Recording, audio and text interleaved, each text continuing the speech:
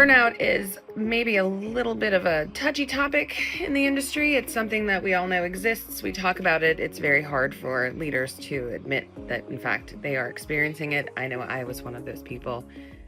It's characterized by the following symptoms: exhaustion, cynicism and detachment, and reduced effectiveness.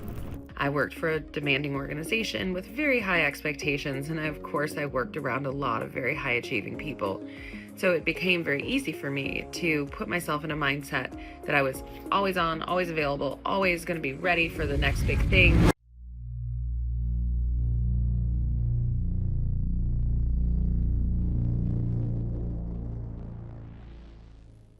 We work at a very stressful field. There's always a reason to be vigilant. Vigilance is, it's a virtue, frankly, when you're a cybersecurity professional.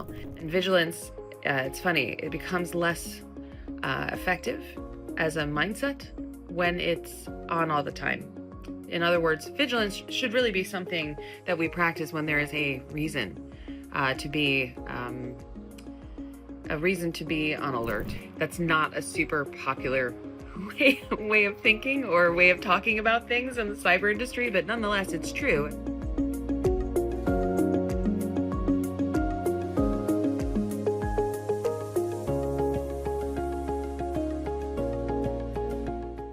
Frankly, you can make up all kinds of stories about how your overwork and your sense of isolation and your overwhelm and your exhaustion even is like a badge of honor. And I can definitely say I would identify with that mindset.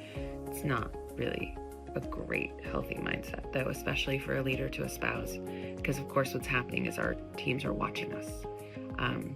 And if you yourself are burned out and you yourself are isolated and you yourself are cynical or negative about your people, practices, process, your life, whatever, people are going to read that from you. For me, I had to figure out my own mindset in this area through, frankly, watching people react to me and getting a little bit more sensitive to the vibes I was putting out and listening to people that cared about me.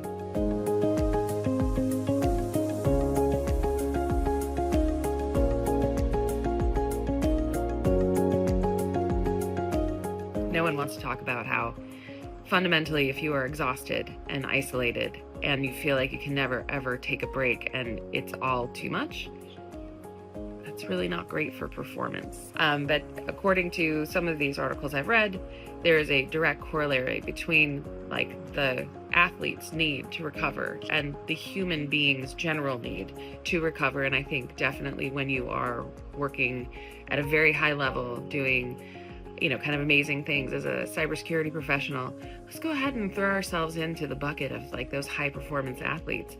We also need a break to recover. We want to maintain our efficacy. We want to be there for our teams. We want to be available, not just available, but we want to be able to crush when something goes wrong. The only way you're going to be able to do that is if you yourself are, kind of healthy and whole.